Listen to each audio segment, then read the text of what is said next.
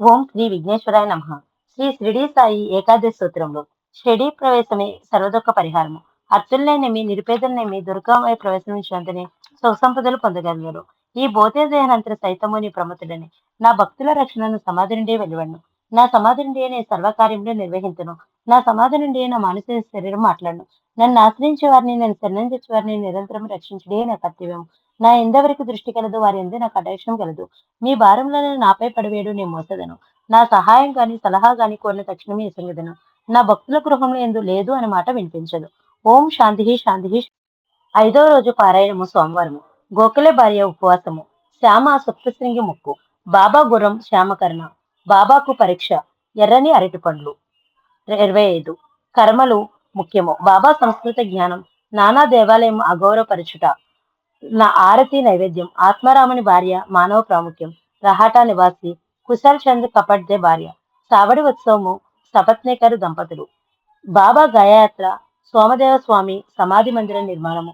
సందేశము తెండూల్కర్ కుటుంబ సభ్యులు. కెప్టెన్ హాటే. ఐదవ రోజు పారాయణము సోమవారము. 24వ అధ్యాయము. బాబా ఎన్నడూ ఉపవాసం ఉండలేదు. తన భక్తులను కూడా ఉపవాసం చేయనీయలేదు. ఉపవాసం వల్ల మనసు స్థిరముగా ఉండదు. ఆకలిగానున్న కడుపుతో దేవుని చూడలేము.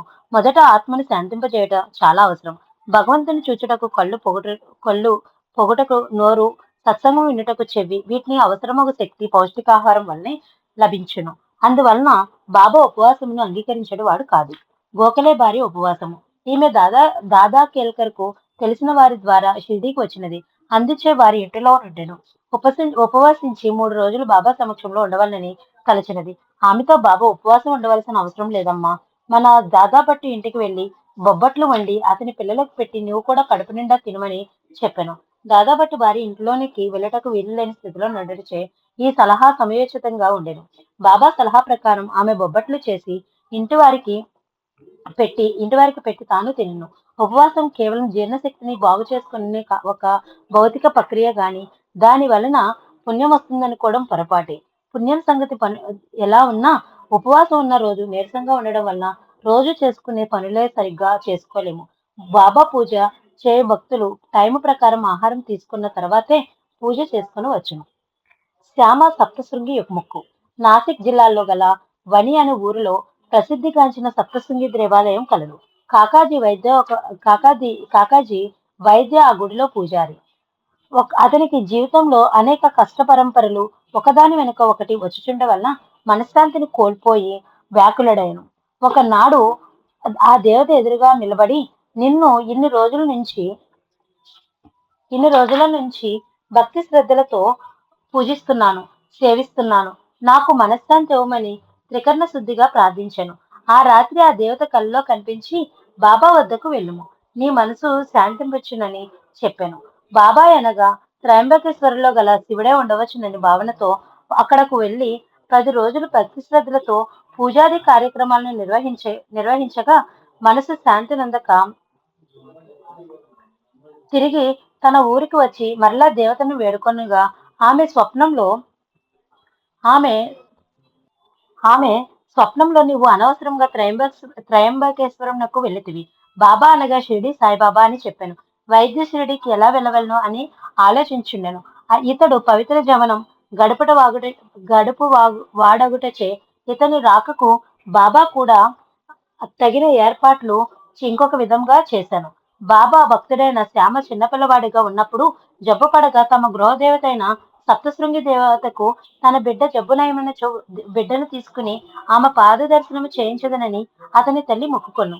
కొన్నాళ్ల తర్వాత ఆమె కుచములపై తామర లేచి బాధపడగా అది తగ్గినచో వెండి కుచములను ఆ దేవతకు సమర్పించనని మరలా మొక్కుకొను. ఈ 2 మొక్కులు తీర్చుట మరచెను. ఇది 32 సంవత్సరములకు ముందు జరిగిన విషయం. శ్యామ కూడా మరిచిపోయాను. ఒకసారి షిరిడిలోకి ఒక జ్యోతిష్కుడు వచ్చి అందరి గురించి చెబుతూ శ్యామ తన కులదేవతకు గల మొక్కు చెల్లించలేదని చెప్పాను. బాగా ఆలోచించగా శ్యామకు ఆ 2 మొక్కులు జ్ఞప్తికి వచ్చాను. వెంటనే 2 వెండి కుచములను చేయించి బాబా పాదముల చెంత ఉంచి తన సప్తశృంగి దేవత బాబాయే అని వాటిని స్వీకరించమని ప్రాధేయపడ్డాను. బాబా అంగీకరించక శ్యామను స్వయంగా వెళ్లి ఆ దేవతకు వాటిని సమర్పించమని ఆదేశించాను. శ్యామ వాటిని తీసుకుని సప్తశృంగి వెళ్లి పూజారి కాకాజీ వైద్య ఇంటికి వెళ్లి వివరములు తెలిపెను. షిరిడీ నుంచి బాబా యొక్క ముఖ్య అనుచరుడే తన ఇంటికి వచ్చుట కాకాజీ వైద్య గొప్ప దైవానుగ్రహంగా భావించాను. అదే విధముగా తన మొక్కు తీర్చుటకు కావలసిన పూజారి తన కోసం ఎదురు చూస్తూ ఉండుట శ్యామకు ఆనందం కలిగించాను. ఈ విధంగా బాబా వీరిద్దరిని కలుపుటకే శ్యామను అక్కడకు పంపి ఉండవచ్చును. శ్యామ మొక్కు భక్తి శ్రద్ధలతో తీర్చుకున్న తర్వాత ఇద్దరూ కలిసి షిరిడీకి వెళ్ళిరి. వైద్య వైద్య బాబా పాదములను దర్శించినంతనే అతని మనోవికారములు ఆశాంతి తొలగిపోయి పరమానందం కలిగెను. బాబా ఏమీ మాట్లాడలేదు, ఆశీర్వదించలేదు. అయినా కేవలం దర్శనం వల్లే తనకింతటి శాంతిని ప్రసాదించిన సాయి మహిమాన్వితుడని గ్రహించెను. 12 రోజులు షిరిడిలో ఉండి తనివి తీరా బాబా యొక్క దర్శన స్పర్శన సంభాషణల ద్వారా ఆనందించి బాబా విభూది ప్రసాదమును పొంది తిరిగి వెళ్ళెను. బాబా గుర్రం శ్యామకర్ణ. బాబా భక్తుడొకడు తన వ్యాపారంలో బాగా లాభించినందుకు మంచి గుర్రమునొక దాన్ని తీసుకుని వచ్చి బాబాకు బహుకరించెను. బాబా దాన్ని శ్యామ్ సుందర్ అని పేరు పెట్టి తుకారం అనే భక్తునకు దాని సంరక్షణ భారం అప్పగించెను. అది ఒక జంతువు అనే భావనతో చూడవద్దని, తన బిడ్డ లాంటిదని అనేక సార్లు బాబా ఈ గుర్రం గురించి భక్తులతో చెప్పేవారు. దీన్ని శ్యామకర్ణ అని కూడా పిలిచేవారు. ఒకరోజు ఎందుకు అది పచ్చగడ్డి మేత తినలేదు. తుకారం ఇంత అనునయించినా అది మొండికేసి ఒక గడ్డిపోచ కూడా నమలలేదు. అది విసుగు చెంది పెద్ద కర్రతో దాని వీపుపై కొట్టెను. ఇక మసీదుకు కొంచెం దూరంలో పక్కగా జరిగెను. బాబా వెంటనే తుకారంని పిలిపించి అంత పెద్ద కర్రతో నన్ను ఎలా కొట్టితవని గద్దించెను. బాబా వాక్కుల తీవ్రతకు అతడు గడగడా వణికిపోయాను. బాబా తన బారు చొక్కాను పైకెత్తి వాతవలే తేలిన ఎర్రని కర్ర దెబ్బను గుర్తును చూపించెను. దాన్ని చూసిన వారంతా ఆశ్చర్యమును భయమును పొందిరి. అందరూ తుకారం వైపు అనుమానంగా చూస్తుండేది. తుకారం తాను రోజు ద్వారకా వైపుకి రాలేదని, బాబాను తాను కొట్టలేదని పదే పదే చెప్పుచుండను. అప్పుడు బాబా నా బిడ్డ శ్యామ్ సుందర్ని కొట్టినా నన్ను కొట్టినట్లు కాదా అని గుర్రమును కొట్టిన విషయము తుకారం గుర్తు చేశాను.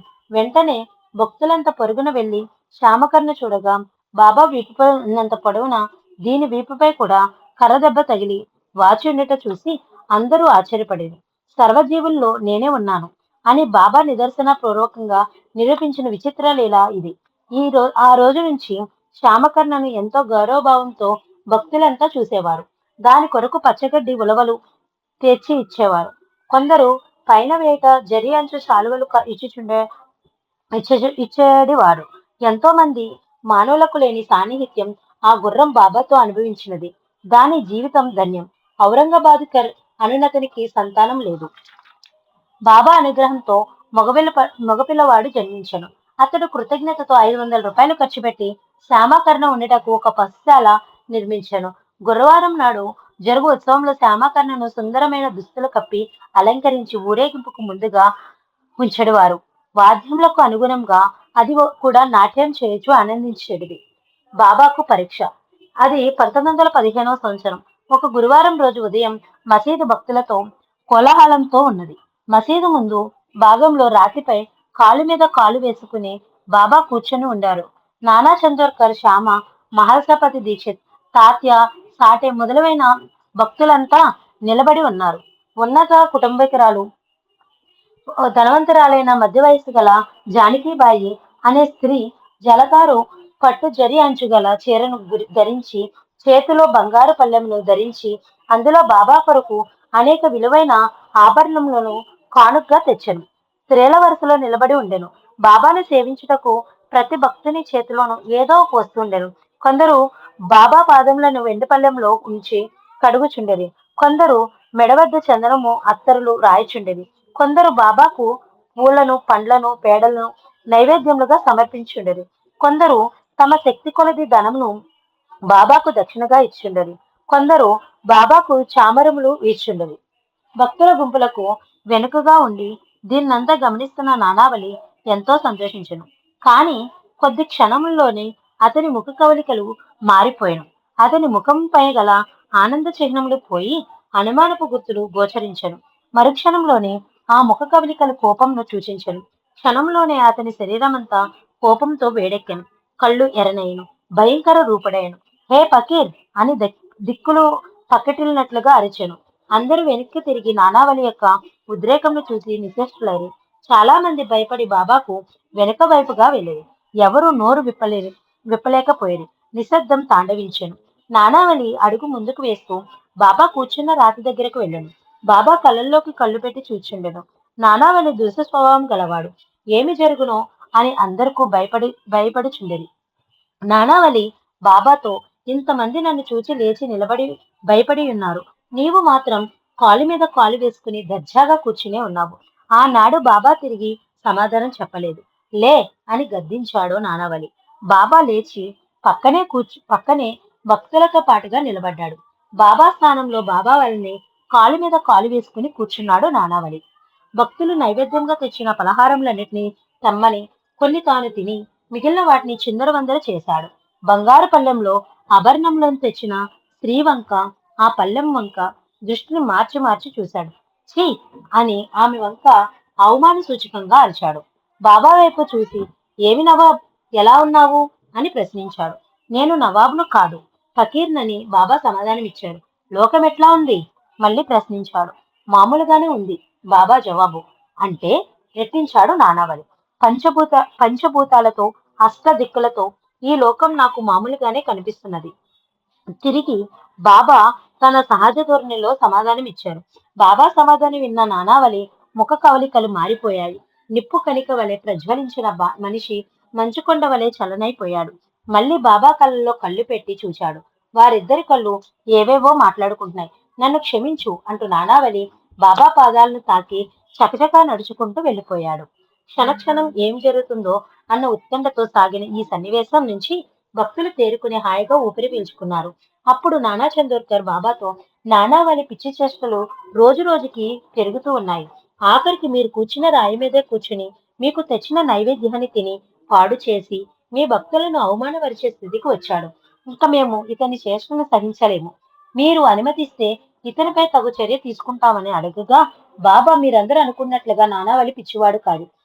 నన్ను పరీక్ష చేయడానికి వచ్చిన ప్రాపంచిక అవధూతలు దాటిన అవధూత అని చెప్తాడు. ఆ పిచ్చివాడు మిమ్మల్ని పరీక్షించడం ఏమిటని బాబా అని తిరిగి నాన్న అడుగుతాడు. అప్పుడు పూర్తి విషయాన్ని సాయిదేవుడు ఇలా వివరిస్తాడు. నేను ఈ ఊరికి వచ్చిన కొత్తలో ఒక పిచ్చివాడినని నన్ను రాళ్లతో కొట్టారు. ఆ తర్వాత నన్ను వైద్యుడు అన్నారు. ఇప్పుడు దేవుడు అంటూ నిత్య నైవేద్యాలతో, కానుకలతో, పూజలతో ఆరాధిస్తున్నారు. మీరు చేసే ఈ ఆరాధనల మత్తులో నాలో ఇహలోక సంబంధమైన భౌతిక విషయాన్ని వ్యామోహంని పెంచినేమోనని నన్ను పరీక్షించాడు నానావళి. నేను ఇచ్చిన సమాధానం వలన నేను నా నిజస్థితి నుంచి మారలేదని గ్రహించి వెళ్ళిపోయాడు. వేదాంతానికి పరాకాష్ట పిచ్చి. బాబా యొక్క వివరణ ప్రకారం అంతకు ముందు నానావళి ప్రవర్తనను ఒకసారి గుర్తు చేసుకుని అతని ప్రశ్నలు బాబా సమాధానాలు కూడా అదే దృష్టిలో తెలుసుకుని ఆనందించారు. నానావళి పిచ్చివాడనే భావన ఆనాటి నుంచి పోయింది. ఎర్రటి అరటిపండు. శ్రీ ఎంజి రేగే తన విద్యార్థి దశలోనే బాబాను దర్శించెను. అప్పట్లో బాబాకు సన్నిహితులుగా ఉండే భక్తులందరిలోనూ ఈయనే చిన్నవాడు. ఒక రోజు ద్వారకామాయిలో భక్తులందరూ కూర్చుని ఉండగా ఒక భక్తుడు బాబాకు ఎర్ర రంగు వల్ల అరటిపళ్ళ గల్లను బహుకరించెను. అరటిపండు తొక్క యొక్క రంగు ఎర్ర రంగు రేగను ఆకర్షించెను. ఆ పండ్లను తినవల్లని అతడు మనసులో కోరుకున్నాడు. బాబా ఆ పండ్లను అందరికీ పంచుతూ ఒక పండును వలిచి ఒక భక్తునికిచ్చి ఎర్ర రంగు వల్ల తొక్కను రేగే చేతిలో పెట్టి తినమన్ను. బాబా ఆజ్ఞ సరసా వహించి రేగే ఆ తొక్క నమిలి తినెను. అందరి పళ్ళు పంచుట పూర్తి అయిన తర్వాత బాబా రేగే వద్దకు వచ్చి, నీకేమీ పెట్టలేదు కదా అని ఇంకొక అరటిపండు వలిచి తొక్కను పారవేసి సగం రేగే నోట్లో పెట్టి మిగిలిన సగం బాబా తిన్ను. అరటిపండు తొక్క యొక్క రంగును చూసి ఆశపడినాడు కనుక కేవలం తొక్కనే ఇచ్చి తినమని దాని యొక్క రుచిని బాబాను చూసినారు. దాన్ని రుచిని తెలుసుకుని తొక్క యొక్క రంగులో రుచి లేదని, రుచికరమైనది కేవలం లోపల ఉండే మెత్తని భాగమేనని తెలుపుటకు ఆఖరికి స్వయంగా తన చేతిలో అసలు పండును పెట్టి దాని రుచిని చూపించారు. బాహ్యమైన అందాల కొరకే ఆశపడక లోపల గల దివ్యశక్తిని మనం ప్రతి వస్తువులోనూ చూడాలని బాబా చూపిన ఈ ప్రతీక్ష నిదర్శనాన్ని జాగ్రత్తగా గ్రహించవలను. ఓం శాంతి శాంతి శాంతి. 24వ అధ్యాయం సంపూర్ణం. సాయిరాం. శ్రీ షిరిడి సాయిబాబా జీవిత చరిత్రము 25వ అధ్యాయము.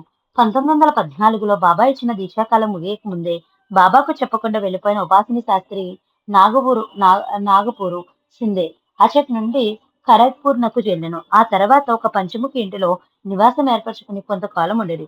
బాబా అనుగ్రహం వలన షిరిడీలోనున్న కాలంలోనే అనేక సిద్ధశక్తులు వీరికి వశమైను. వీరు 15 నెలల పాటు బయట సంచరించి 1915లో తిరిగి షిరిడీకి రాగా బాబా వీరిని దగ్గర కల సాకోరి అనే గ్రామంలో ఆశ్రమం నేర్పరచుకుని ఉండమని సూచన చేయగా వారు అట్లే చేసింది. అర్తులు, అర్ధార్థులు, రోగులు వేలకు వేలు ఉపాసిని బాబాను సేవించి స్వస్థతను పొందిరి. అనేక మంది భక్తులకు గురుతుల్యుడైన ఉపాసిని బాబా తన 72వ ఏట 1942లో సమాధి చెందిరి. షిరిడీలో 5 కిలోమీటర్ల దూరంలో గల ఈ ఆశ్రమాన్ని షిరిడీకి ప్రభు యాత్రికులు సందర్శించవచ్చును. కర్మలు, పనులు ముఖ్యము. ప్రతిరోజు బాబా భిక్షకు వెళ్ళడు వారు. బాబా మహిమలు పెరుగుతున్న కొద్దీ భిక్ష వేయ వారిలో శ్రద్ధ పెరిగి బాబా వచ్చే సమయంలో భిక్షతో సిద్ధంగా ఉండేవారు. ఒకరోజు సావిత్రిబాయి అను ఇల్లాలు వంట చేయట ఆలస్యం కాగా బాబా వచ్చునని తొందరపడుచున్నది. ఇంటిలో గల ముసలి మామగారు కూడా భోజనము ఆలస్యం ఒకటొచ్చే ఆకలితో ఆలబడిచున్నాడు. బాబా భిక్షకు వచ్చినని ఆదురుదాలో ఆమె త్వరగా వంటను ముగించున్నది. రొట్టెల కూర పూర్తి అయినవి వెంటనే పల్లెంలో బాబా కొరకు సిద్ధంగా ఉంచుండెను. బాబా భిక్షపాత్రలో వారిని ఇంటికి రానే వచ్చాను. గమనించిన సావిత్రిబాయి బాబాను 2 క్షణములు మాత్రమే ఉండమని చెప్పాను. ఇంతలో మామగారు ఆకలితో కోడల్ని కేకవేశాను. ఆమె బాబాకు భిక్ష వేయుచున్నానని భిక్ష వేసిన మరుక్షణమే ఆయనకు కూడా ఆహారం వడ్డిస్తానని చెప్పి రొట్టెలను కూరను బాబాకు వేయటకు బయటకు వచ్చాను. ఆమెతో బాబా ఇట్లనెను, అమ్మా, నీవు మునుముందుగా నీ మామకు ఆహారం ఇవ్వవలను. ఎందుకని అడగదవా? నేను మామకు ఆహారం ఇచ్చుట నీ కర్తవ్యము. నాకు భిక్ష వేయట సత్కర్మ.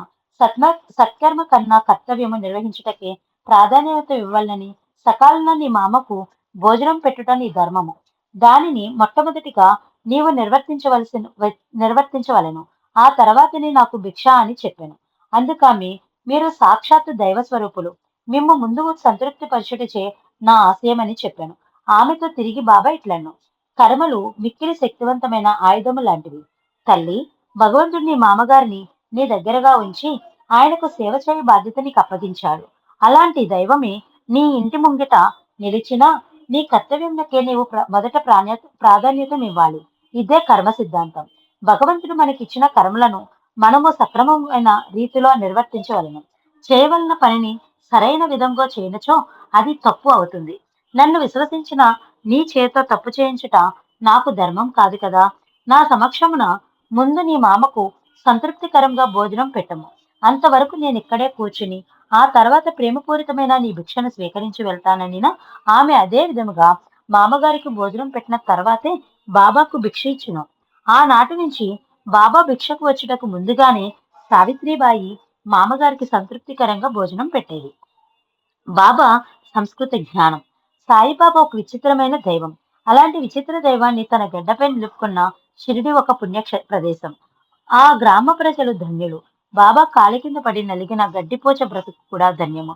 బాబా వలన షిరిడి ప్రాముఖ్యం పొందెను. అలాంటి సాయిపాదముల చింత సర్వశక్తులు ఆశ్రయించి ఉండెను. షిరిడీకి వచ్చిన భక్తులు బాబాకు పాదసేవ చేసేది వారు. ఒకరోజు నానా చందర్కరు ఏకాంతంగా బాబా పాదములొత్తుచు ఏదో సంస్కృత శ్లోకం చర్చించుండెను. బాబా ఏమి చదువుతున్నావని ప్రశ్నించాను. అది సంస్కృత శ్లోకము, మీకు తెలియదులే బాబా అని చందోర్కర్ సమాధానం చెప్పాను. తెలియనచో తెలుసుకునేదను.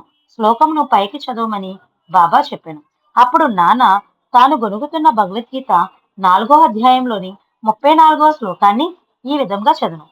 తద్విధి ప్రణిపాతేన పరిప్రశ్నేన సేవయ ఉపదేశంతి జ్ఞానం జ్ఞానిన సత్వదర్శిన. బాబా దీని అర్థమేమి? నానా, బ్రహ్మతత్వం తెలిసిన జ్ఞానులు అంటే గురువు పాదములపై పడి సాష్టాంగ నమస్కారం చేసి ప్రశ్నించే వారిని సేవించినచో వారు నీకు జ్ఞానం ఉపదేశించదరని దాని అర్థమని చెప్పాను. బాబా శ్లోకంలోని ప్రతి పదము యొక్క అర్థమును వివరించమని కోరగా నాన్న అట్లే ప్రతి పదార్థమును చెప్పాను. బాబా పరిప్రశ్న అనగా ఏమి? ప్రశ్నించుట. బాబా ప్రశ్న అనగా? నాన్న ప్రశ్నించుటయే. బాబా రెండింటినీ ప్రశ్నించుటయే అని సమాధానం చెప్తున్నావు. పరి అను సంస్కృత పదమును ప్రత్యేకమైన అర్థం లేదా? నాన్న పరిప్రశ్నను దానికి ఎంతకంటే వేరే అర్థం నాకు తెలియదు. బాబా సేవ అనేగేమి? నాన్న రోజు మేము మీకు చేయు సేవ లాంటిదే. బాబా పై శ్లోకంలో జ్ఞానమునకు బదులు అజ్ఞానము అను పదము ఉపయోగించిన ఇట్లే అర్థం వచ్చును. నాన్న ఆ పదంతో ఈ శ్లోకార్థంను సమన్వయపరచుటకు నాకు తెలియదు. బాబా గీతాకారుడైన శ్రీకృష్ణుడు జ్ఞాని తత్వదర్శి కదా, మరి అర్జున్ని ఇతర జ్ఞానులకు నమస్కరించి సేవ చేసి ప్రశ్నించమని ఎలా చెప్పను? నాన్న అదేనూ నాకు తెలియదు. బాబాకు సంస్కృతం రాదని, తాను భగవద్గీతకు అనేక మంది వ్యాఖ్యలు చదివిన పండితుడేనని భావం నానా చందోర్కర్లో అంతకు ముందు బాగా ఉండేది. కానీ తన నోటుకొచ్చిన కేవలం 2 పంక్తుల శ్లోకంలోని 3 ప్రశ్నలకు తనకు తెలియదు అని సమాధానం ఇవ్వాల్సిన వచ్చేసరికి నానా చందోర్కర్ సిగ్గుపడెను. ఎంతటి పండితుడైనా జ్ఞానుల వద్ద మోగపోవలసినదే తాను అనుభవపూర్వకంగా గ్రహించాను. అప్పుడు బాబా పై 3 ప్రశ్నలకు తనదైన శైలిలో ఈ క్రింది విధముగా వ్యాఖ్యానించను. 1. గురువును ప్రశ్నించుట అనగా శోధించుట కాదు. దొంగ ఎత్తుతో దుర్బుద్ధితో వారిని బుట్టలో వేటకు, వారి తప్పులను పట్టుటకు కాను పనికిరాని ప్రశ్నలు వేట కాదు. నిజంగా తెలుసుకొనుటకు, తెలుసుకున్న దాన్ని మనసులో భద్రపరుచుకుని జీవితంలో ఆచరించి అనుభవపూర్వకంగా తెలుసుకునే ఆసక్తితో కూడిన భక్తి శ్రద్ధలతో ప్రశ్నించవలను. పరి అను శబ్దం యొక్క అర్థమిది. అది వ్యాసుడు వ్యర్థముగా ఉపయోగించిన పదం కాదు. 2. మనకు ఇష్టమైన రోజున చేసేదేమీ లేని రోజున మానదము అను భావంతో చేయనది సేవ కాదు. ఈ శరీరం మనది కాదన్నది గురువు సేవకై భగవంతుడిచ్చినదని భావించవలను. అట్టి జ్ఞానం కలిగిన వారికే గురువు ఈ శ్లోకం చెప్పిన జ్ఞానం బోధించిన అర్థమగును. కానీ మిగిలిన వారిని చెప్పినను అర్థం కాదు. అలాంటి వారికి బోధించుట అజ్ఞానం బోధించుడే అగును. 3. ఎంతటి మహాపురుషుడైనా అత్యంత సన్నిహితుడైనచో ఆ దివ్య పురుషుని శక్తిని సామాన్యులు గుర్తించలేరు. తమ లాంటి మనిషేననే సాధారణ భావన చాలా సార్లు స్ఫూరిస్తుంది. ఇది మాయా ప్రభావం. అందువల్లనే శ్రీకృష్ణుడు ఈ శ్లోకంలో అర్జున్ని సంపూర్ణ జ్ఞానం కోసం తత్వవిధులను సేవించమని చెప్పాను. బాబా యొక్క ఈ వాక్యంను విని నానా చాలా ఆనందించాను. శ్రీకృష్ణుడు బోధించిన భగవద్గీతలో ఇంత లోతైన విషయ జ్ఞానం ఉన్న బాబా ఎంత గొప్ప పండితులో నానా ఊహకు అందలేదు. బాబా యొక్క జ్ఞానానికి ఆకాశమే హద్దని, దానికి ఎవరూ కొలవలేరనే భావన నానాలో కలిగను. నానా ఆలోచనలు బాబా అనంతంగా పెరుగుతున్నట్లు, తాను ఎంతో చిన్నవాడైపోతున్నట్లుగా అనిపించెను. నానాలో కలుగుతున్న మార్పుని గమనించిన బాబా మెల్లగా నడుచుకుంటూ ద్వారకామాయ అరుగు మీదకు వచ్చాను. బాబాను తదేకంగా చూస్తూ అయస్కాంతం చేత ఆకర్షించబడిన ఇనుప ముక్క వలె నానా కూడా ద్వారకామాయి బయటకు వచ్చాను. చూచుండగానే బాబా శరీరం పెరిగిపోయాను. ముఖ కవలికలు క్షణక్షణమునకు మారుచుండెను. ఎరుపు, పసుపు, ఆకుపచ్చ ఇలా అనేక రంగుల కాంతి కిరణమును బాబా శరీరం నుండి దివ్య తేజస్తో బయటకు వచ్చిచుండెను. పెరుగుతున్న బాబా శరీరం చూచుటకు నానా తన తలను పూర్తిగా ఎత్తి చూడవలసి వచ్చెను. తలతలలాడుతూ బాబా శరీరం నుండి వెడలు కాంతి పుంజములను నానా చూడలేక కళ్ళు మూసుకొనెను. ఆకాశం నుంచి వినపడుతున్నట్లుగా ఉన్న ధీర గంభీరమైన బాబా వాక్కులు ఇట్లు వినపడెను. నానా అజ్ఞాన అంధకారంలో చిక్కి పరిమితమైన మానవ శరీరంలో ఇమడిన కన్నులు ఈ నా దివ్య దృష్టిని చూడలేవు. దేవతల కంటే దివ్య దృష్టిని నీకు ప్రసాదిస్తున్నాను. కన్నులు తెరిచి ఈ నా రూపాన్ని చూడు. సమస్త గోళాలకు ఆధారభూతమైనదని దివ్యశక్తిని నేనే. సూర్యచంద్రులు నా నేత్రాలు. ఈ సృష్టిలో పిప్పిలికాది బ్రహ్మ పర్యటనలు గల జీవులన్నిటిలోనూ గల జీవన చక్రము నాలో నిత్యము జరుగు మార్పు. వారి వారి పుణ్యపాప కర్మలను బట్టి స్వర్గ నరకములకు పంపు విరాట్ స్వరూపము నేనే. అగ్నిగోళములు, జలరాశులు, సమస్త రోగములు, వాటికి అవసరమగు దివ్య ఔషధములు అన్నీ నాలోనే నిండి ఉన్నవి. ఈ సమస్త చరచర సృష్టి నా కుక్షిలో నిండి ఉన్నది. నాలో లేనిదేది? నేను పూర్ణ పురుషుడను, సంపూర్ణ శక్తివంతుడను. బాబా యొక్క ఈ మాటలు విశ్వరూప సదర్శనం వలన నాన్న ఒక క్షణం మూర్ఛపోయాను. మరుక్షణంలోనే తెలివి వచ్చేసరికి మామూలు శరీరంలోకి బాబా చిరునవ్వులు నవ్వుతూ, ఇంతకు ముందు నీవు చేసిన దృశ్యాన్ని ఎవరికీ చెప్పవద్దని, తానింతవరకు చూసినది కళ, మాయ లేక నిజమా అన్న విషయం తెలుసుకోలేని స్థితిలో నాన్న తన సంపూర్ణ జ్ఞానంతో ఉండి ఇంద్రియములని మామూలుగానే పనిచేయటచే ఇది కల కాదని నిర్ణయించుకుని బాబా పాదములపై వ్రాలి ఆనంద బాష్పములతో ఆ దేవదేవుని పాదములను కడిగాను. నానా దేవాలయంను అగౌరవపరచుట. ఒకసారి నానా చందోర్కర్ ఒక షడ్డకుడగు బిన్ని వాళ్లతో కలిసి షిరిడీకి వచ్చాను. ఎన్నాళ్ళుగానో నా సహచర్యంలో ఉండి ఈనాడు ఇట్లేలా చేసితివి? కోపరగం నుంచి షిరిడీకి ఎట్లు వచ్చితివి అని బాబా ప్రశ్నించాను. నానాకు జరిగిన పొరపాటు గుర్తుకు వచ్చాను. ప్రతిసారి షిరిడీకి వచ్చినప్పుడు కోపర్గాంలో దిగి గోదావరిలో స్నానం చేసి దత్తదేవుని దర్శనం చేసుకుని మరీ వచ్చేవాడు. లోగడ వచ్చినప్పుడు మందిర పూజారికి 300 రూపాయలు చందా ఇచ్చదనని నానా చెప్పి ఉండారు. ఈసారి వెళ్ళినచో పూజారి ఆ వాగ్దానం గుర్తు చేసి పైకమడుగునని భావించి తన బంధువును కూడా దత్తదర్శనం పోనీయక తొందర పెట్టి తీసుకువచ్చినాడు. విషయంను ముందుగానే గ్రహించిన బాబా, నీ వద్ద వాగ్దానం చేసిన పైకం ఇచ్చుటకు శక్తి లేనిచో ఆ విషయం పూజారికి చెప్పి సరిపోను కదా. ఈ ధనం కారణంగా దైవాన్ని దర్శించలేకపోతివి. చూచితివా, ధన ప్రభావం నిన్ను దైవం నుంచి దూరం చేసినది నిరూపించి చూపించాను. తప్పులను తెలుసుకున్న నాన్న తలను దించుకుని కిన్నుడైను. హారతి నైవేద్యం. ప్రతిరోజు 12 గంటలకు మధ్యాహ్న హారతి అయిన పిమ్మట సాధారణ భక్తులంతా తిరిగి ఊరిలోనికి లేక వసతి గృహంలోకి వెళ్ళటకు లేచేవారు. అప్పుడు బాబా అందరికీ స్వయంగా విభూతిని పంచిస్తూ ఒక్కొక్కరికి ఒక్కొక్క విధంగా పలకరిస్తూ సలహాలిస్తూ ఉండేవారు. కొందరిని ఎప్పుడు వచ్చావని ప్రశ్నిస్తే మరికొందరిని ఎప్పుడు వెళ్తావని అడిగేవారు. కొందరిని రేపు తిరిగి వెళ్ళు అని ఆదేశించేవారు. మరికొందరిని వారి ఇంటి వద్దనున్న ఎవరి గురించో అడిగేవారు. వారి కొరకు ఏవేవో సలహాలిచ్చేవారు. ఎవరికి ఏది అవసరమో అది వారికి చెప్పేవారు. అలా చెప్పిన విషయము బాబాకు ఆ భక్తునికి మాత్రమే అర్థమయ్యేది. ఇలా వెళ్ళవలసిన భక్తులంతా బయటకు వెళ్ళిన తర్వాత మిగిలిన అంతరంగిక భక్తులు బాబాకు 2 వైపులా బారులు తీర్చి కూర్చుండేది వారు. బాబా మెల్లగా వచ్చి నింబారు వైపు వీపు పెట్టి మసీదులో కూర్చునేది వారు. నైవేద్యంను తెచ్చిన భక్తులు బాబా ఆశీర్వాదం కొరకు ద్వారకామాయి బయట నిలబడి ఉండేవారు. బాబాకు నైవేద్యంగా రొట్టెలు, సాంజ, పరమాన్నము, బొప్పట్లు మొదలగు వివిధ పదార్థములు వచ్చేటివి. అట్లు వచ్చిన వాటన్నిటిని బాబా ముందే ఉంచెడివారు. వారు వాటిని భగవంతునికి సమర్పించేవారు. ఆ తర్వాత దానిలో కొంత భాగం బయట ఉన్న వారికి పెట్టి మిగిలిన వారిని బాబాకు ఇరుపక్కల కూర్చున్న భక్తులకు వడ్డించేవారు. శ్యామ, నానాసాహెబ్, నిమోంకర్ సాధారణంగా వడ్డించేవారు. బాబా చూపు సోకిన ఆ పదార్థములన్నీ మిక్కిలి రుచికరంగా ఉండేటివి. ప్రతి అణువు ఎంతో శక్తిదాయనిగా ఉండేది. బాబా చేత స్వయంగా నివేదన చేయబడిన ఆహారం చూసిగాని రుచిగాని పవిత్రమైన సర్వశక్తి ప్రదాయనిగాను ఉండేది. ఒకనాడు హేమాద్రి పంతు అట్టి భోజనంకు తృప్తిగా కడుపు నిండా భోజనం చేసిన వెంటనే బాబా అతనికి ఒక గిన్నెడు మజ్జిగ ఇచ్చి త్రాగమనెను. అతడు కడుపులో ఖాళీగా లేదని కొద్దిగా త్రాగెను. దానిని రుచి విచిత్రంగా ఉండెను. బాబా అతనితో పూర్తిగా తాగుము, నీకు ఇట్టి అవకాశం అతడు మరలా మరలా రాదనెను. అతడు అతి కష్టముపై మజ్జిగ అంతటినీ త్రాగెను. బ్రహ్మవాక్కు సత్యమైన బాబా సమాధి అయ్యులోపు హేమాద్రి పంతునకు మరలా అట్టి అవకాశం రాలేదు. ఆత్మారాముని భార్య. ఈమె ఒకసారి బాబాకు 3 పదార్థంలో నైవేద్యంగా సమర్పించవలనని కోరుకున్నాం. 1 వంకాయ పెరుగు పచ్చడి, 2 వంకాయ వేపుడు కూర, 3 పేడ. ఆమెకు పరిచితురాలైన రఘువీర పురందర్ భార్య షిరిడీకి వెళ్ళినప్పుడు ఆమెకు కొన్ని వంకాయలనిచ్చి షిరిడీలోని బాబాకు పెరుగు పచ్చడి, వేపుడు కూర చేసి పెట్టమని చెప్పాను.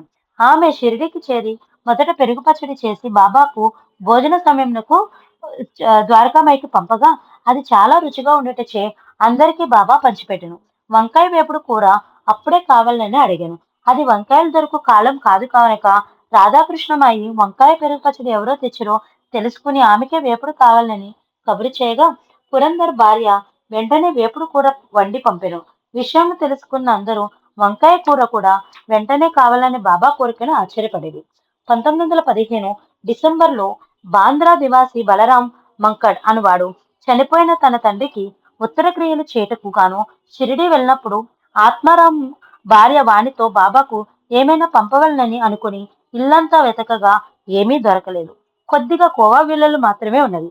అవి కూడా అంతకు ముందే బాబాకు నైవేద్యం పెట్టబడి ఉండెను. అయినను భక్తితో వాటిని ఆమె బాబాకు పంపెను.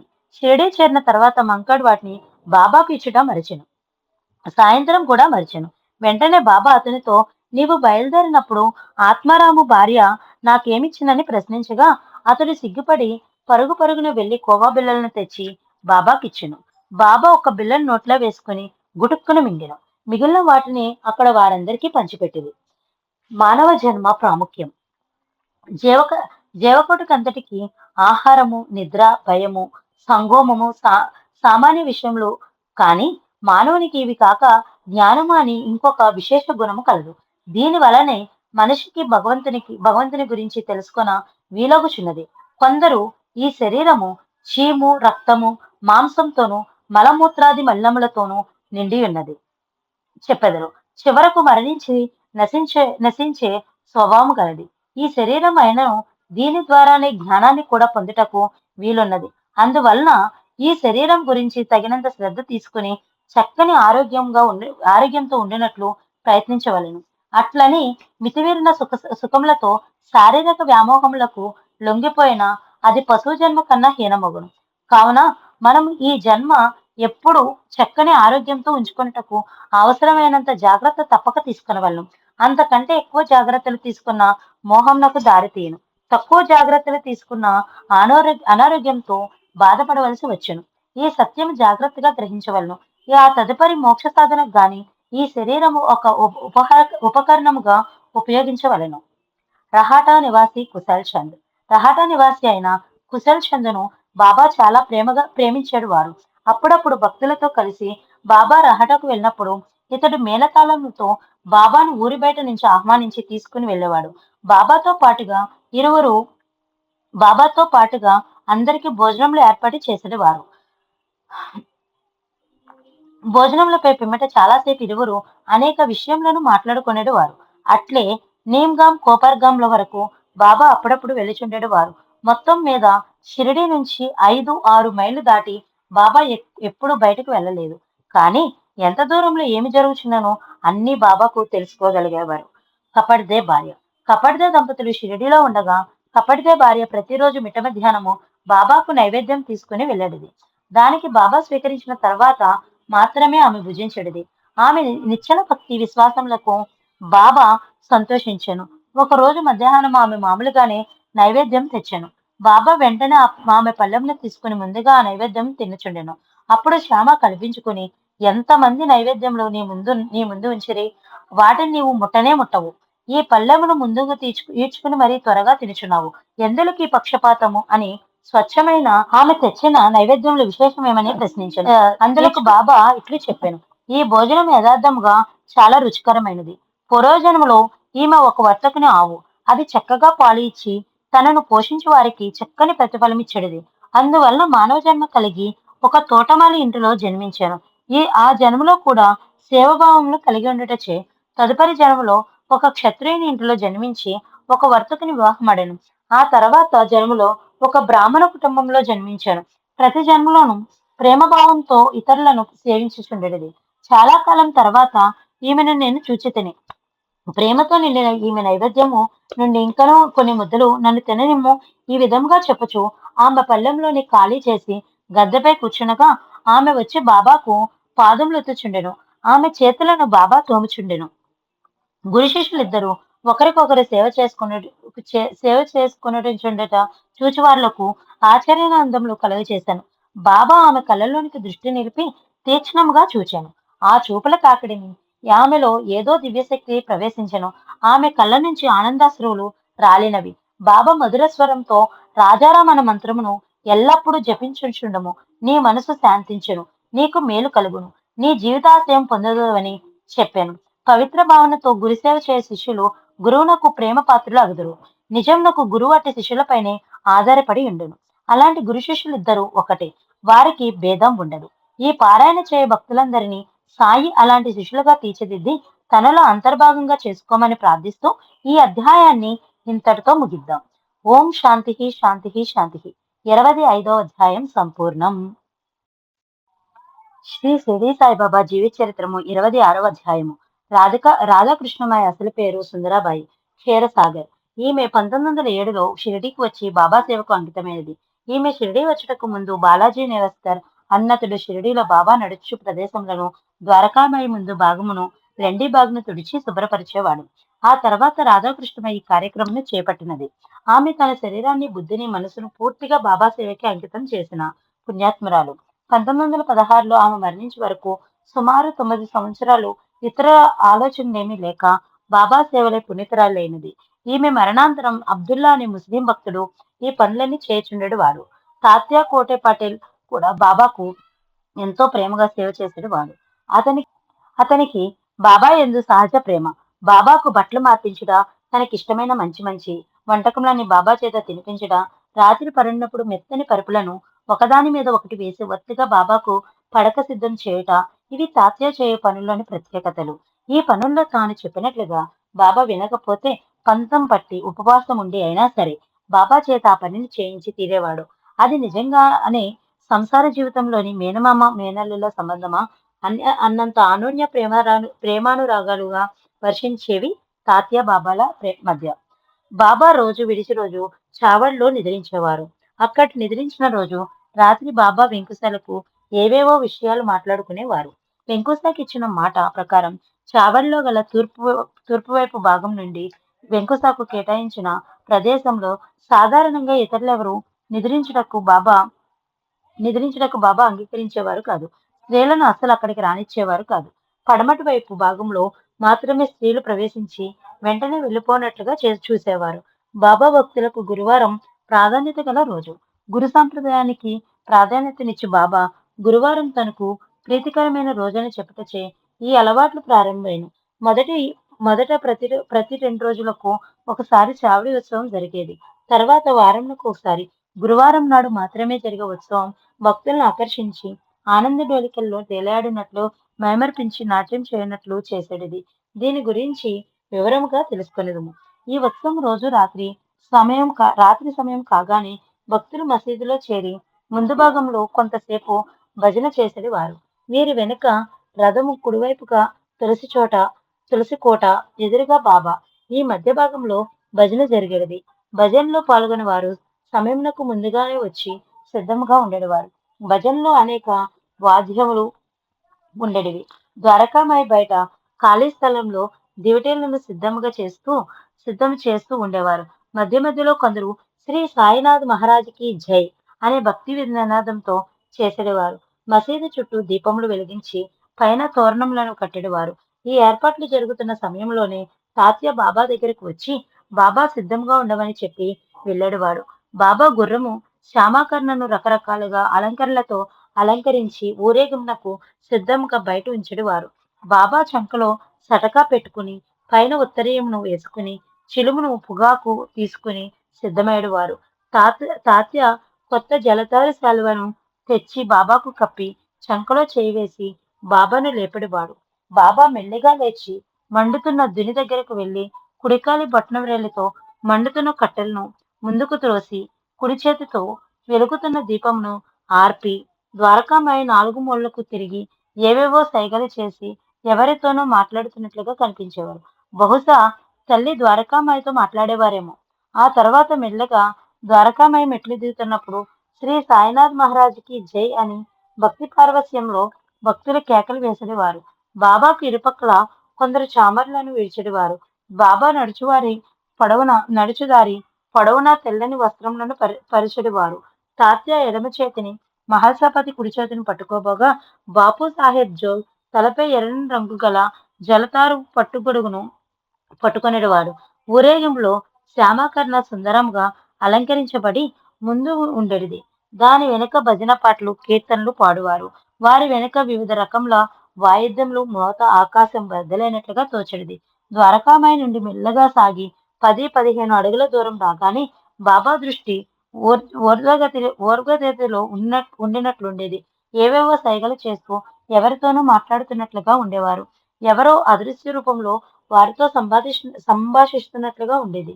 బహుశా గురుధన్ ద్వారకామాయి వెంకుశాలు కూడా ఈ ఊరేగింపులో బాబా వెంట వచ్చేవారేమో.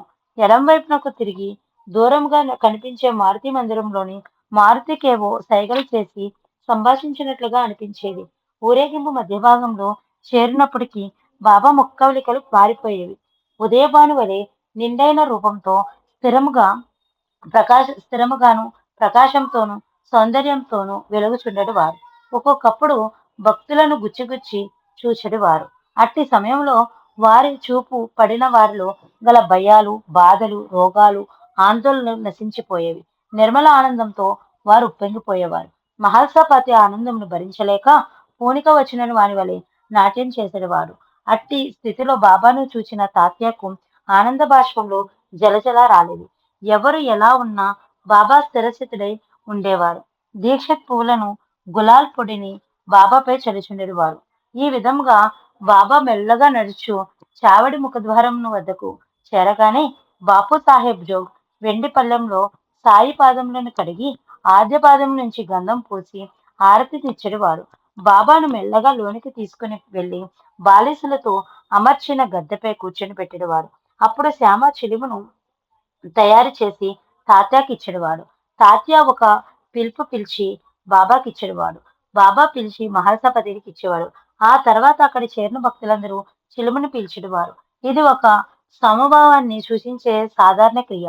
ఈ విధముగా ఉత్సవం పూర్తి అయిన తర్వాత భక్తులు తమ తమ ఇష్ట ప్రకారము బాబా మెడలో పూలదండలు వేసేవారు.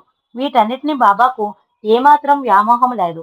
కేవలం భక్తులు మనోభిష్ట ప్రకారం వారి తృప్తి కొరకు మాత్రమే వీటన్నిటిని చేయుటకు ఒప్పుకునేవారు. ఆఖరికి బాపు సాహెబ్ జోగ్ సర్వలాంఛనములతో సంపూర్ణ ఆరతిని ఇచ్చిన తర్వాత అందరూ తిరిగి ఇళ్లకు చెల్లలేక బసకు వెళ్లిపోయేవారు. అన్ని ఏర్పాట్లు చేసిన తర్వాత తాత్యా కూడా ఇంటికి వెళ్ళుటకు సిద్ధమైనప్పుడు బాబా అతనితో వెళ్ళుము, కానీ రాత్రికి ఒకసారి వచ్చి నన్ను చూచి వెళ్ళుము, నాపై దయచూపమని చెప్పడేవారు. తాత్య అట్లే చేసేవాడు.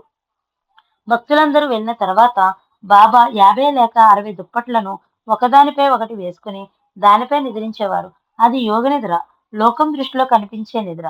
వారు యథార్థానికి నిద్రించేవారు కాదు. వారు నిద్రించిన లోకమే నిద్రించడం. సాయి భక్తులు ప్రతిరోజు రాత్రి పరున్నప్పుడు మనసును విశ్రాంతి పరుచుకుని ఈ చావడి ఉత్సవంను ఒక్కసారి గుర్తు తెచ్చుకుని అందులో వారు కూడా పాల్గొన్నట్లుగా భావన చేసిన బాబాకు సన్నిహితులైన కలలో సాయిని దర్శించి వీలు కలుగును. ఓం శాంతి శాంతి శాంతి. 26వ అధ్యాయం సంపూర్ణం. శ్రీ షిరిడి సాయిబాబా జీవిత చరిత్రము 27వ అధ్యాయము. 1907వ సంవత్సరంలో చిల్లికాసుల దక్షిణంగా తీసుకోవడం ప్రారంభించిన బాబాకు 1912, 1916 ప్రాంతంలో సుమారు రోజుకు 500 రూపాయల దక్షిణ వచ్చేది. అయినా మొత్తం ధనాన్ని సాయంత్రానికి ఆశ్రితులకు పంచిపెట్టేవారు బాబా. సాయిలీలను మహిమలను విశేషంగా ప్రచారం చేయాలని ముఖ్య ఉద్దేశంతో 1915లో సాటే దక్షిణ భిక్ష సంస్థను స్థాపించాను. ఈ సంస్థ వారు బాబా జీవితపు అనేక విషయములను సంకలనం చేసి ప్రచురించారు. బాబా గయాయాత్ర. కాకా సాహెబ్ తన కుమారుని ఉపనయనం నాగపూర్లో చేయ నిశ్చయించను. ఇంచుమించు అదే సమయంలో నానా చందర్కర్ పెద్ద కుమారుని వివాహము గ్వాలియర్ చేయుటకు నిశ్చయమైనది. వారిద్దరూ షిరిడీకి వచ్చి శుభకార్యం బాబాకు స్వయంగా రావాలని ఆహ్వానించాను. శ్యామను తన ప్రతినిధిగా తీసుకెళ్లమని బాబా చెప్పాను. వారు బాబా స్వయంగా రావాలని పట్టుబట్టి వారిని శ్యామకు పెట్టుకుని తీసుకువెళ్లమని శ్యామ కాశీ ప్రయాగయాత్రలు ముగించి గయకు వచ్చుటకు ముందే తాను గయకు చేరుకున్నదని చెప్పాను. దేవుడకు బాబా ప్రతినిధిగా శ్యామ నాగపూర్లో ఉపనయనం వెళ్ళెను. అక్కడి నుంచి గ్వాలియర్ పెళ్లికి వెళ్ళెను. ఆ తర్వాత కాశీ అయోధ్యలు చూసుకుని 3వ నెలలో గయకు చేరును. గయలో ప్లేగు కలదని విని భయపడను. గయలో పండ ఇంట్లో బస చేశాను. విశాలమైన ఆ ఇంటిలో సాయిబాబా యొక్క పెద్ద పెద్ద ఫోటోను చూసి శ్యామ ఆశ్చర్యం పొందెను. తాను షిరిడీ నుంచి బయలుదేరటకు ముందు బాబా పలికిన మాటలు. శ్యామ కాశీ ప్రయాగయాత్రలు ముగించి గయకు వచ్చుటకు ముందుగానే నేను గయకు చేరదను అన్న మాటలు గుర్తు తెచ్చుకుని ఆనంద బాష్పంలో రాల్చెను. ఆ తర్వాత 12 ఏళ్ల కిందట తన బాబా దర్శనంకు షిరిడి వెళ్ళినప్పుడు శ్యామ అను భక్తుడు ఆ పటం నిచ్చినని పండ చెప్పగా శ్యామకు కూడా ఆ విషయం జ్ఞప్తికి వచ్చెను. ఆనాటి సామయ్య ఈనాడు తన అతిథిగా ఉన్నందున పండా కూడా ఎంతో సంతోషించెను. సప్న సప్నే సప్నేకర్ దంపతులు. సప్నేకర్ అక్కల్కోట నివాసి. ఇతడు న్యాయవాది విద్య చదివే రోజుల్లో సేవడయ్యను. ఒక తోటి విద్యార్థికి తక్కువ మార్కులు వచ్చేవి. అతను తాను ప్రస్తుతం మార్కులు తెచ్చుకోకపోయినా శ్రీ షిరిడి సాయిబాబా అనుగ్రహంతో సంవత్సర పరీక్షలు ఎక్కువ మార్కులు పొంది పరీక్షల్లో ఉత్తీర్ణుడైనదని చెప్పగా సప్నతేకర్ అతన్ని షిరిడి సాయిబాబాను కూడా విమర్శించి పరిహసించాను. 15 సంవత్సరాల తర్వాత సప్నతేకర్ సప్నేకర్ ఒక్కగానొక్క కుమారుడు మరణించుటచే అతని మనసు వికలమై తను అనేక పుణ్యక్షేత్రములు తిరిగిన శాంతి లభించక షిరిడీ బాబా దర్శనమునకు వచ్చాను. అతన్ని బాబా మసీదులో రానీక కేకలు వేశాను. 2, 3 సార్లు ప్రయత్నించిన పొమ్మని అరిచాను. చేయనది లేక ఇంటికి తిరిగి వెళ్ళాను. కొన్నాళ్ల తర్వాత అతని భార్యకు కలలో ఒక ఫకీరు కనిపించి కలలో ఆమె కుండను నెత్తిపై పెట్టుకుని నీటికి వెళ్ళుచుండగా ఒక ఫకీరు ఎదురై నీ కుండను నేను నీటిలో నింపదనని చెప్పాను. అది శుభశకునంగా భావించి సప్నేకర్ భార్యతో వెంటనే ప్రయాణమై షిరిడీ చేరెను. బాబాను చూచి భార్య తనకు కలలో కనపడినది ఫకీరేనని చెప్పాను. వినయ విధేయతలు గల ఉత్తమురాలొకటచే బాబా ఆమెకు చేర పిలిచాను. ఏదో విషయం ఇప్పుడు చెప్పాను. నా పొత్తి కడుపు నడుము, కాళ్ళు చేతులు చాలా రోజులుగా నొప్పిగా ఉన్నవి. ఎన్ని మందులు వాడినను ప్రయోజనం లేకపోయాను. ఇక్కడకు రాగానే అన్ని ఉపశమించెను. పేరు చెప్పకపోయినా ఇది ఆమె కథేనని తెలుసుకోగలిగినది. ఇదే సమయమని సప్నేకర్ మరలా బాబా పాదములకు నమస్కరించాను. ఈసారి కూడా బాబా బయటకు పొమ్మని అతని గద్దించాను. ఇదంతే లోగడ తన మిత్రుడైన షేవడెను నిందించిన ఫలమని గుర్తించెను. పశ్చాత్తాపంతో క్షమించమని మనసులో ప్రార్థించి మరలా పాదములపై పడెను. ఈసారి సాయి తన వరదహస్తమును అతని శిరస్సుపై ఉంచి నివరెను. బాబా పాదములెత్తుచుండగా బాబా ఒక వ్యక్తి కథను అతడు పడిన కష్టములన్నిటినీ వివరించాను. అది సప్నేకర్ కథే. పక్కనున్న వారితో బాబా వీడు తన కొడుకుని నేను చంపుతాననుచున్నాడు. నేను ఇతరుల బిడ్డలను చంపెదనా? ఈ మసీదు మాత ఒడిలో కూర్చుని ఏడ్చుచున్నాడు. చనిపోయిన ఇతని కుమారుని తిరిగి ఇతని భార్య గర్భంలో పడవేసేదనను. సప్నేకర్ ఈ నా పాదములు పవిత్రమైనవి, ముదసలివి. ఇక నీ కష్టములు తీరిపోయినవి. నిశ్చింతంగా నుండుమనెను. మరుసటి రోజు అతని నుండి 2 రూపాయలు దక్షిణ తీసుకొనెను. ఒక ఒక ఒక కొబ్బరికాయను ఇస్తూ దీన్ని భార్యల ఒడిలో ఉంచుము. నిర్భయముగా ఉండుము. ఇంటికి తిరిగి పొండు. మీ కోరిక నెరవేరినను. ఇది జరిగిన సంవత్సరంలోకి వారికి కొడుకు పుట్టెను. సోమదేవ స్వామి. హరిద్వార్ చెందిన సోమదేవ స్వామి 1912లో షిరిడీకి వచ్చుచుండగా కొంత దూరంలో మసీదు జెండాలు కనిపించెను. జెండాలపై మక్కువ చూపు లేదని తలచి సాయిని దర్శించక తిరిగి వెళ్ళిపోటకు నిర్ణయించుకొనెను. టాంకాలో అతనితో పాటు ప్రయాణించున్న ఇతర భక్తులు అతని వరకు వచ్చినందుకు బాబాను తప్పక చూడవలెనని, ఈ బాహ్యాడంబరమును వారు పట్టించుకుని వారు కాదని చెప్పాను. వారి సలహాపై బాబాను దర్శించగానే సోమదేవర స్వామి కుంటి ఆలోచనలన్నీ పోయాను. అతని మనసు కరిగెను. కన్నులలో ఆనంద బాష్పములు నిండెను. గొంతుక తడియారిపోయెను. ఎక్కడ మనసు శాంతించి ఆనందించి ఆకర్షించబడినో అక్కడే మనం అక్కడే మనం విశ్రాంతి పొందగలము. తన జీవితం సాయి పాదసేవకి అంకితమైనకై తహతహలాడెను. మసీదులోనికి వెళ్లి బాబా పాదములకు నమస్కరించబోగా సాయి అతనితో మా వేషం మా వద్దనే ఉండనిమ్ము. నీవు నీ ఇంటికి తిరిగి వెళ్ళుము. ఈ మసీదుకు రావద్దు. మసీదుపై జెండాలెగరను వేయు వారి దర్శనము చేయనేలా. ఇక్కడ ఒక నిమిషంలో ఉండవద్దని చెప్పాను. తన మనసులోని ఆలోచనలు ప్రకటించుచున్నారని అతడు గ్రహించాను. బాబా ఆలోచించగా తన మనసు ప్రకారమే బాబా ప్రవర్తించినాడని, ఈ తిట్లని ఆశీర్వాదముగా భావించి అతని బాబా యందు స్థిరమైన భక్తి కుదిరి గొప్ప సాయి భక్తుడైను. సమాధి మందిర నిర్మాణ సందేశం. 1913వ సంవత్సరం ఆగస్టు నెలలో నాగపూర్ నివాసి కోటీశ్వరుడు అయిన శ్రీమాన్ బాబా సాహెబ్ బూటీ కుటుంబ సమేతంగా షిరిడీలో నివసించెను. సాటే దీక్షిత్ వాడల వల్లనే తాను కూడా ఒక వాడను నిర్మించవలనని అనుకొను. బాబా తాను చేయు పనులను గురించి ఎప్పుడునూ మాట్లాడేవారు కాదు. సరియోగ సమయం సందర్భం వచ్చినప్పుడు ఏమాత్రం సందడి చేయక యుక్తిగా పనులు పూర్తి చేయుచుండెడివాడు. ఒకనాటి రాత్రి బూటీ శ్యామలు దీక్షిత్ వాడలో నిద్రించుచుండగా ఒక వాడను కృష్ణ మందిరం కొరకు నిర్మించమని సాయి కలలో వారిద్దరికీ చెప్పను. శ్యామ ఆనందమును తట్టుకోలేక ఏడ్చెను. బూటీ ధనవంతుడు, సమర్థుడు. అన్నిటినీ మించిన సాయి ముందు పూర్తి విశ్వాసం గలవాడు కనుక మందిర నిర్మాణం కొరకు తగిన ఏర్పాట్లు ప్రారంభించెను. చుట్టూ గదులుండి మధ్యలో విశాలమైన హాల్లో శ్రీకృష్ణు విగ్రహం పఠించుటకు వీలుగా శ్యామచే ఒక నమూనాను తయారు చేయించి బాబాకు చూపి అనుమతిని పొందెను. త్వరలో మందిర ప్రారంభమునకు శంకుస్థాపన చేయుటకు ప్రయత్నములు చేయుచుండెను. రంగనాథరావు టెండూల్కర్ కుటుంబ సభ్యులు. బాంద్రాలో గల ఈ కుటుంబంలో సభ్యులందరూ బాబా యొక్క భక్తులు. ఇతని కుమారుడు వైద్య పరీక్ష కూర్చుంటకు శ్రద్ధగా చదువుచుండెను. ఎంత చదివినను మనసు సరిగా లగ్నం కాగా పరీక్షలో ఉత్తీర్ణుడు కానేమోనని అనుమానం అతని వేధించుండెను. అతని జాతకమును చూసిన వారు ఈ సంవత్సరం పాపగ్రహముల దృష్టి దృష్ట్యా పరీక్షలో విజయం సాధించడం కష్టమని చెప్పారు. ఈ స్థితిలో టెండూల్కర్ భార్య సావిత్రిబాయి బాబా దర్శనం కొరకు షిరిడీకి వెళ్ళినప్పుడు అనేక విషయములతో పాటుగా కుమారుని పరీక్ష విషయం కూడా ప్రస్తావించగా, సాయి నా యందు విశ్వాసం ఉంచి తన పాఠములను జాగ్రత్తగా చదువుకోమని చెప్పుము, నిరుత్సాహపడవద్దని చెప్పుము. జాతకములు సాముద్రిక శాస్త్రమును ఒక పక్కకు తోసి నా యందే విశ్వాసం ఉంచి శాంత చిత్తముతో పరీక్షలు వ్రాయమనము, అతడు తప్పక ఉత్తీర్ణుడగునని చెప్పాను. తల్లి లాంటి బాబా మాటలపై విశ్వాసం ఉంచగా అతడు పరీక్షల్లో నెగ్గెను. బాబా వాక్కులు నిజమైన జ్యోతిష శాస్త్రం నిష్ణయమను. దీన్ని బట్టి మనం గ్రహించవలసిన విషయం, బాబా వాక్కు సర్వశాస్త్రంలో అతీతమైనది. వారి నోటి నుండి వెలువడిన మాట నూటికి 100 జరిగి తీరవలసినదే, పొల్లుపోవుటకు వీలు లేదు. రఘునాథరావు టెండూల్కర్ బొంబాయిలో గల విదేశీ కంపెనీలో పనిచేయుచుండెడివాడు. వృద్ధాప్యం వలన సరిగ్గా పనిచేయలేకపోవటచే రాజీనామాను చేయ నిశ్చయించెను. అప్పుడు అతని జీతము రూ. 150. పింఛన్ అందులో సగము రూ. 75 వచ్చెను. కుటుంబంను గౌరవముగా పోషించుకొనుటకు చాలదని వారు భయపడుచుండిరి. బాబా సావిత్రిబాయికి కలలో కనిపించి రూ. 100 పింఛనుగా ఇచ్చినా చాలునా అని ప్రశ్నించెను. అయినను రూ. 110 అధికము మొత్తము రూ. 110 ఇచ్చుటకు కంపెనీ వారు నిర్ణయించిరి. ఇది కేవలం బాబా అనుగ్రహం వలన మాత్రమే జరిగెను. కెప్టెన్ హాటే బికనేరు నివాసి అయిన ఇతడు బాబా భక్తుడు. ఒకరోజు ఇతని కలలో బాబా కనిపించి నన్ను మరచితివాయని ప్రశ్నించెను.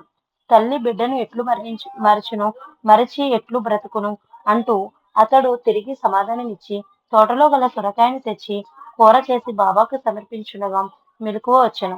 కొద్ది రోజుల తర్వాత షిరిడీకి వెళ్తున్న తన స్నేహితునికి రూ. 12 ఇచ్చి రూ. 2తో సొరకాయ కూర చేసి రూ. 10 దక్షిణగా బాబాకు సమర్పించమని కోరాను. అతని స్నేహితుడు షిరిడీకి వెళ్లి సొరకాయ కూరను వండి బాబాకు నివేదించుటకు తీసుకుని వెళ్ళగా ఆ రోజు భోజనం చేయటం మాని బాబా సొరకాయ కూరని కడుపు నిండా తినెను. ఈ విషయం తెలుసుకున్న హాటే ఎంతో ఆనందించెను. ఇంకొకసారి హాటేకు బాబా తాకి పవిత్రపరిచిన రూపాయిని ఒక దాన్ని తన ఇంటిలో పూజలో నించుకొనవలనని కోరికతో వేరొక స్నేహితుని ద్వారా రూ. 1 షిరిడీకి పంపి ఆ స్నేహితుడు బాబాకు ఆ రూపాయి నాణెం ఇచ్చెను. ఇంకేమీ చెప్పలేదు. బాబా దాన్ని అటు ఇటు తిప్పి చూచెను. కుడి చేతి బొట్న వ్రేళ్లతో దానిని పైకి ఎగరవేసి కొంతసేపు ఆడెను. తర్వాత దాన్ని తిరిగి ఇస్తూ దీని యజమాని ఊది ప్రసాదంతో ఇచ్చివేయము, అతని వద్ద నుంచి నాకేమీ వద్దని చెప్పము, శాంతంతోనూ సంతోషంతోనూ ఉండమని చెప్పమని హాటే దాన్ని జాగ్రత్తగా భద్రపరిచి ప్రతిరోజు పూజ చేయుచుండెడు వాడు. ఈ విధముగా బాబా భక్తుల కోరికలను బట్టి ప్రవర్తించెడు వాడు. తరచుగా బాబా మీ మనసు ఒక అద్దమైతే నేను దానిలో ఉంచు ప్రతిబింబమని చెబుతూ ఉండేవారు. పవిత్రమైన నిర్మల భక్తులపైనే నేను ఆధారపడి ఉన్నానని పలుమార్లు బాబా చెప్పేవారు. ఆయనకు కావలసినది మన ప్రేమములనే కాని ధన సంపదలు కాదు. కావున బాబాను త్రికరణ శుద్ధిగా నమ్ము భక్తులు మొక్కుల కోసం ధనాన్ని ఎక్కువగా ఖర్చు చేయటం కంటే మనసు, బుద్ధి, ఆలోచనలు బాబాకు సమర్పించి వారికి జీవితం అంకితం చేయట ముఖ్యము. ఓం శాంతి శాంతి శాంతి. 27వ అధ్యాయం సంపూర్ణం.